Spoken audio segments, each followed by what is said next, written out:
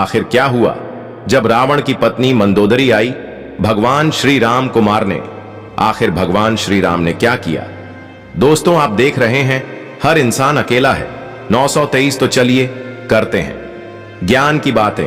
Video में आगे बढ़ने से पहले हमारे चैनल को सब्सक्राइब अवश्य करें और बेल आइकन दबाना ना भूलें। रामायण में हमने हमेशा भगवान श्री राम, माता सीता, राम रावण के बीच युद्ध और हनुमान जी के लंका दहन सहित अन्य कहानियां सुनी हैं, लेकिन शायद ही हमने एक अहम पात्र मंदोदरी के बारे में बताया गया है जो कि भगवान श्री राम को मारने आई थी। आखिर क्या हुआ जब रावण की पत्नी भगवान श्री राम को मारने के लिए उनके सामने आकर खड़ी हो गई? आखिर क्यों रावण की मृत्यु का बदला लेने मंदोदरी प्रभु श्री राम से लेना चाहती थी? क्या मंदोदरी श्री राम को अधर्मी समझकर श्राप दिया था? आखिर क्या है इसके पीछे की कहानी? दोस्तों, वीडियो को अंत तक जरूर देखें। आज भी मंदोदरी को एक रावण की पत्नी नहीं बल्कि अपने कर्तव्य धर्म के रास्ते पर चलने वाली पर स्त्री के तौर पर जाना जाता है।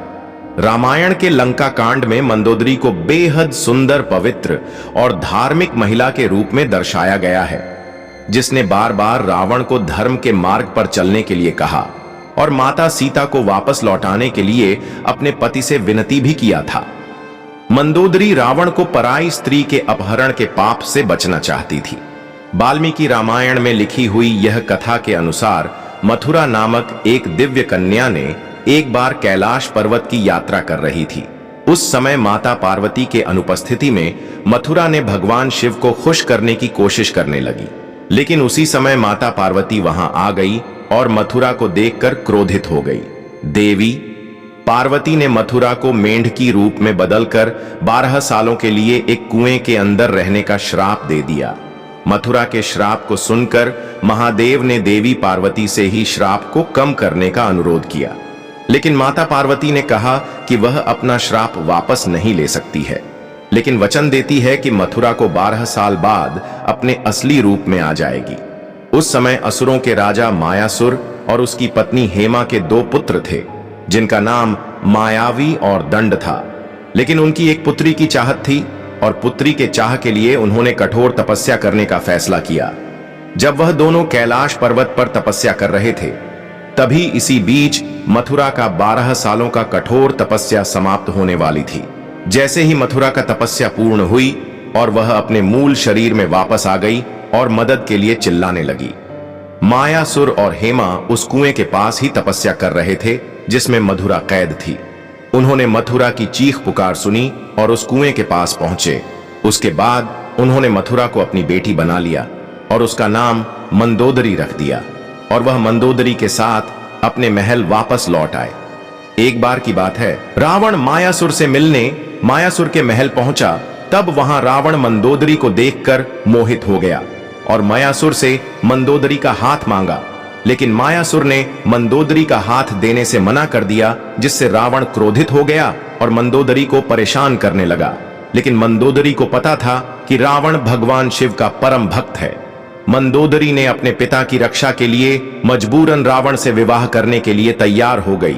इस तरह रावण और मंदोदरी का विवाह हो गया, लेकिन मंदोदरी रावण को गलत कामों से हमेशा टोकती थी।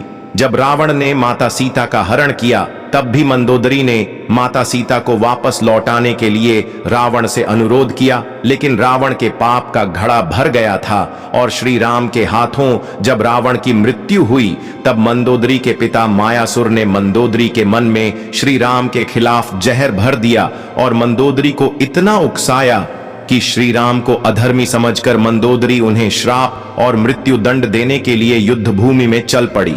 लेकिन जब मंदोदरी क्रोध में भगवान श्री राम को श्राप देने के लिए जा ही रही थी, तभी हनुमान जी ने उन्हें राम और रावण के चरित्र का भेद बताया और तब श्री राम मंदोदरी के परछाई से भी दूर हट गए। और जब श्री राम मंदोदरी के परछाई से दूर हट गए और अपना दृष्टि उठाकर देखना उचित नहीं समझा, तब मंदोदरी को समझ में आ गया कि वास्तव में श्री राम मर्यादा पुरुषोत्तम है, जो धर्म के रास्ते पर चल रहे हैं। जहां एक तरफ रावण पराई स्त्री को हरण करके उसे जबरदस्ती शादी करना चाहता था, वहीं श्री राम पराई स्त्री के छाया को भी स्पर्श नहीं कर सकते। ऐसे धर्मात्मा पुरुष अधर्मी कैसे हो सकता है? और मंदोदरी का क्रोध शांत हो गया और श्री राम के आश्वासन के बाद वह अपने महल में वापस लौट आई। बताया जाता है कि भगवान श्री राम ने रावण के वध करने के बाद विभीषण को लंका का राजा बना दिया। उसके बाद विभीषण अपने भाभी मंदोदरी के सामने विवाह का प्रस्ताव रखा, लेकिन मंदोदरी एक सती स्त्री थी जो अपने पति के प्रति समर्पण भाव रखती थी।